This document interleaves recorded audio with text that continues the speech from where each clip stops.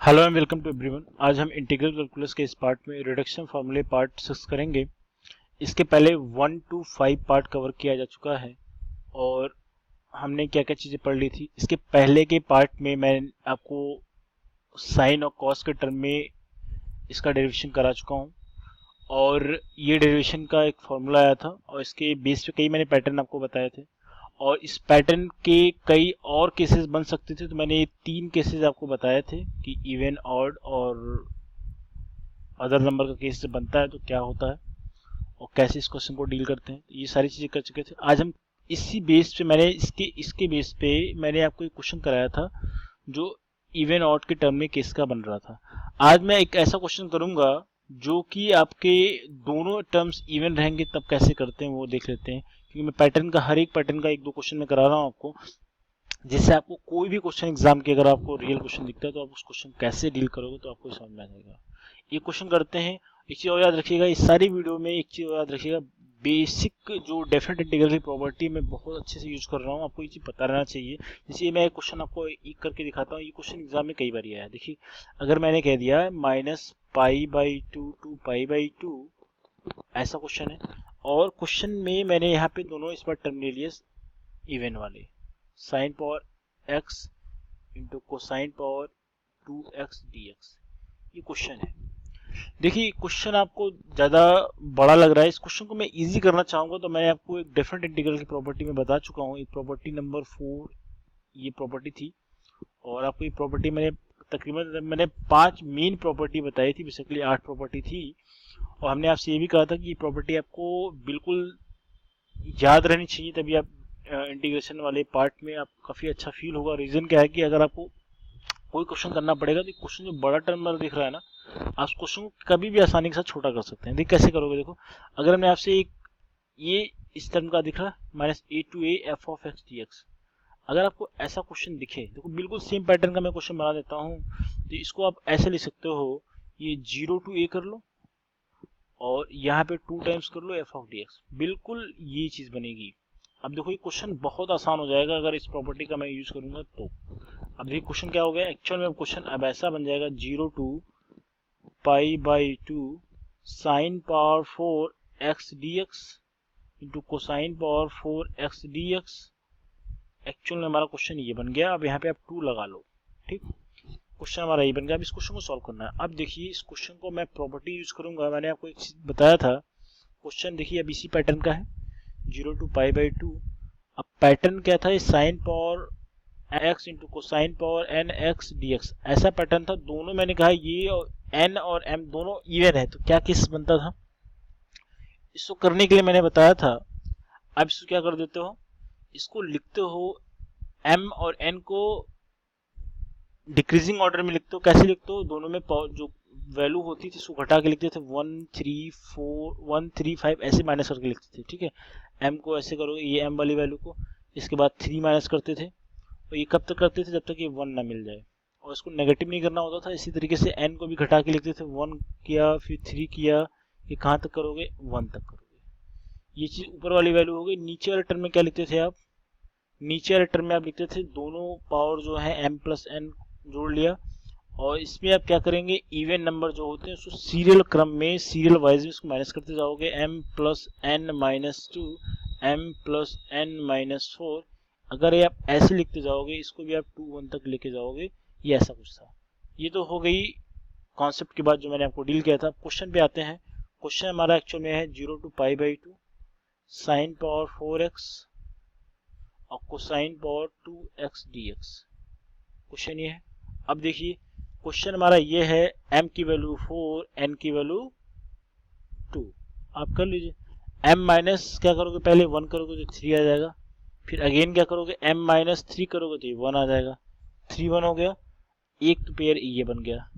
अब ध्यान से देखिए, 2 माइनस 1 करोगे तो 1 आ जाएगा। 2 माइनस उसके बाद दूसरा पैटर्न 3 नहीं करोगे क्योंकि उससे नेगेटिव आ जाएगा, नेगेटिव हमको कंसीडर नहीं करना है। अब डिनोमिनेटर में क्या लिखोगे आप, m प्लस n करोगे 6 हो जाएगा तो 6 लीजिए और 6 माइनस क्या करोगे, पहले पैटर्न में यहाँ पे m प्लस n तो हमारा 6 ही रहेगा, माइनस जब 2 करोगे तो क्या हो जाएगा, ये 4 हो जाएगा। अगेन क्या करोगे, m प्लस n 6 है -4 करोगे तो क्या हो जाएगा, ये 2 हो जाएगा। आगे आप नहीं करना, क्योंकि अब आगे करोगे तो नेगेटिव वैल्यू आनी स्टार्ट हो जाएंगे। अब सॉल्व कर लीजिए। देखो ये 3 2 जा कितना हो जाएगा, 6 हो जाएगा। जिसको सॉल्व करेंगे कितना 1। देखो इसी एक कमी हो गई। यहाँ पे हम k की वैल्यू क्या करते हैं, k की वैल्यू भी कंसीडर करते हैं। अगर m और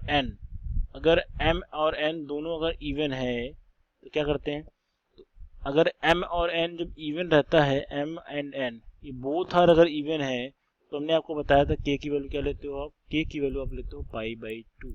अगर k की वैल्यू π/2 करोगे तो यहाँ पे आपको π/2 से इवन ऑड और अदर नंबर या फिर ऑड नंबर में थोड़ा सा एक यही डिफरेंस है जो मैं आपको यहाँ पे लिख के दिखा रहा हूँ, बाकी कोई अंतर नहीं है। इसका आंसर क्या आ जाएगा, इसका आंसर आपका आ जाएगा π/8 to the 16। तो ये आपका आंसर हो जाएगा। आई थिंक आपको ये पार्ट समझ में आ गया। अब देखिए केस नंबर सेकंड पे चलते हैं। ये क्वेश्चन मैंने आपको इवन और अदर नंबर करा दिया। अब आइए अब case number second. Case second है क्या, कैसे देखिए केस सेकंड जो आपको बन रहा है क्या, देखिए अगर हमने आपसे ये कह दिया क्वेश्चन, सपोज कर इस क्वेश्चन में मैंने आपको ऐसा क्वेश्चन बना के दे दिया। अगर हमने कहा अगर ये कंडीशन अगर आपको मिलके बनती है, अगर ऐसा इस साइन पावर nx dx, ठीक, अगर ऐसा केस बना और आपसे क्वेश्चन करने के लिए बोला जाएगा, अगर हमने कह दिया यहाँ पे n की जो वैल्यू है, बहुत ध्यान से देखिएगा, सारे केस वेरी वेरी इंपॉर्टेंट है, इस पे क्वेश्चन आपके पेपर में डायरेक्ट मिलते हैं। n अगर इवन है तो क्या केसेस बनाओ इस क्वेश्चन को सॉल्व करने के लिए। इसका मैंने डेरिवेशन किया है, इसका जो लॉन्ग कट तरीका है आपको पता है। जब कभी भी अगर आपको ऐसा क्वेश्चन दिखे तो क्या करोगे, बिल्कुल सेम पैटर्न है, n-1 n-3 कब तक करोगे, ये तब तक करोगे जब तक आपको वैल्यू 2 या फिर 1 नहीं मिल जाती है, नेगेटिव या जीरो नहीं लेना है। अब डिनोमिनेटर की बात करें तो ये क्या होगा, n कर लोगे, n-2 कर लोगे, और डिनोमिनेटर में हम जो वैल्यू माइनस करते हैं वो हमेशा इवन होती है, तो इसको ऐसे ही करोगे। ऐसे करते हुए 2 और ये 1 तक जाएगा। ये तो करने का तरीका है।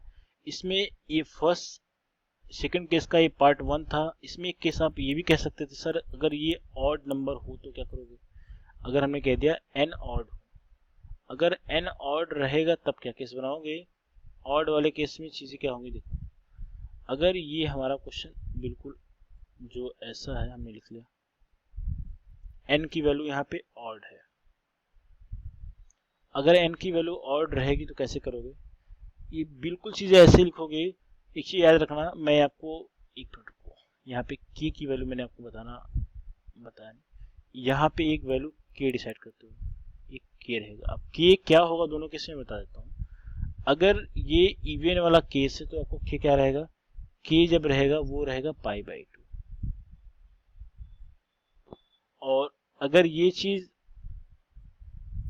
n-1 बिल्कुल एज इट इज लिखना है, कुछ विशेष अलग से नहीं करना है। ये n-3, ये n-5, और कहाँ तक लेके जाना है, बिल्कुल सही कर रहे हैं आप, ये 1 तक लेके जाना है, over n into n-2 into n-4 ऐसे करते हुए जाना है ये 1 तक। ठीक, यहाँ पे जो k का मल्टीप्लिकेशन होगा मैं बता दूं, k जब ऑड रहता है तो k की वैल्यू आप यहाँ पे क्या लोगे, 1 लोगे। बस आपको दो चीज यही कॉमन ध्यान देना है, बाकी इस क्वेश्चन में कुछ नहीं है। तो केस सेकंड की जो ये दो कंडीशंस हो सकती थी मैंने आपको डिस्कस कर दिया। इसमें एक केस और बनता है।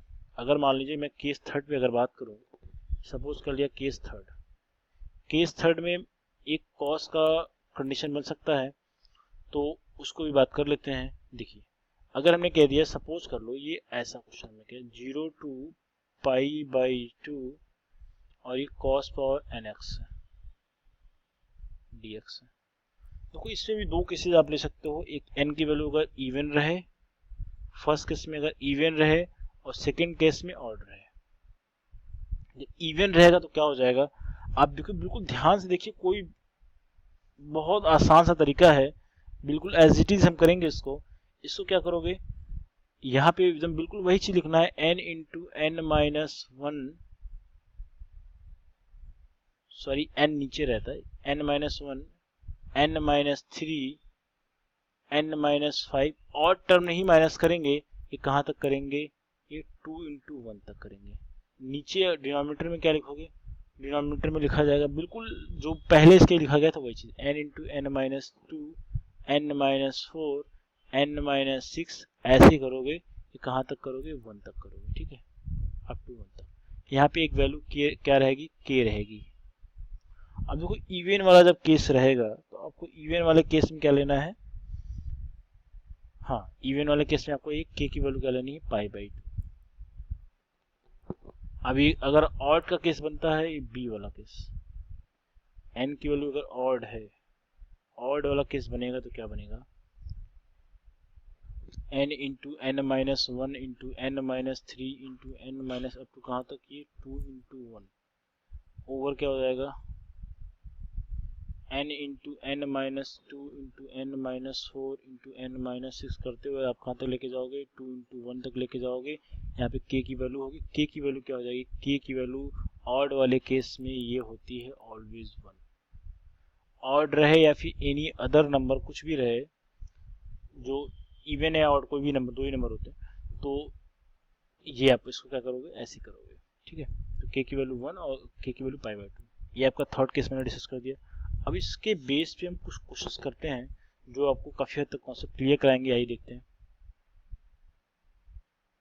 देखिए अगर मैंने क्वेश्चन ले लिया, सपोज कर लिया क्वेश्चन हमारा एक्चुअल में, अगर हमने कह दिया हमारा क्वेश्चन क्या है, फर्स्ट क्वेश्चन अगर मैं आपको देखिए बिल्कुल आसानी के साथ हम क्वेश्चन करेंगे 0 टू पाई/2। अगर ये हमारा क्वेश्चन ऐसा है और हमने कहा कि साइन पावर 6x dx है, देखिए यहाँ पे n की वैल्यू क्या है, यहाँ पे n की वैल्यू क्या है, ऑड है, इवन है। इवन है तो क्या करोगे, अब क्वेश्चन देखो कितने आसानी के साथ कर सकते हो। क्वेश्चन को करने का एक बड़ा तरीका मैंने बताया, उसको आप अप्लाई नहीं करोगे, वो एक डेरिवेशन है जो एग्जाम में डायरेक्टली पूछा जाएगा तो आप उसको वहां पे करोगे, अदरवाइज आपको क्वेश्चन को ऐसे ही करना है।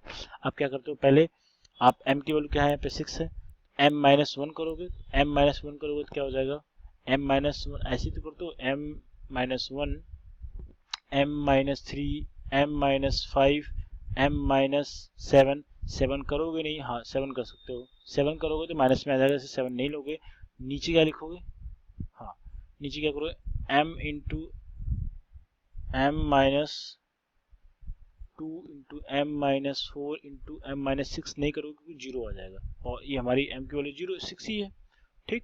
ये m यहाँ पे n नहीं m मैंने कर दिया, ठीक। अब देखो डायरेक्टली रखो क्या हो जाएगा, m माइनस 1 करोगे क्या, 6 माइनस 1 करोगे तो क्या आएगा 5, 6 माइनस 3 करोगे तो 3, 6 माइनस 5 करोगे तो 1 ओवर।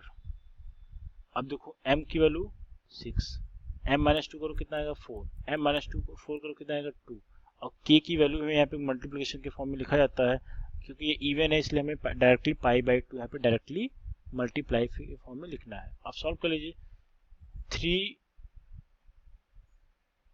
2 जा 6, अब क्या आ जाएगा, ये जब मल्टीप्लिकेशन करके करोगे क्या आ जाएगा 5 पाई ओवर क्या हो जाएगा 4 2 जा 8 2 जा 16 2 जा 32। एक्चुअल में इसका आंसर ये है। तो आप इस क्वेश्चन को केवल कॉन्सेप्ट लगा के क्वेश्चन को बहुत आसानी के साथ कर सकते हैं।